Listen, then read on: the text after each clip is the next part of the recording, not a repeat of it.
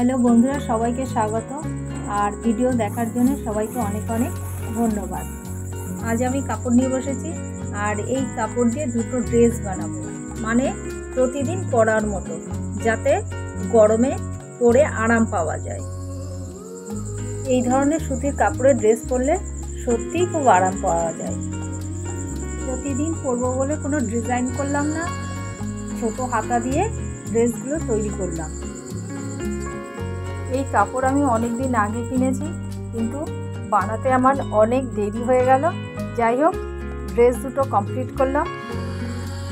আর মা আর মেয়ে একই জামা পরবো বলে একই প্রিন্টের কাপড় কিনেছি, শুধু কালারটা একটু আলাদা। একটা সেটের সঙ্গে পিঙ্ক কালারের প্যান্ট আর একটার সঙ্গে লাল কালারের প্যান্ট সেট করেছি, সঙ্গে পিঙ্ক কালারের ওড়না। ড্রেস দুটো পরার পর কেমন লাগছে দেখো।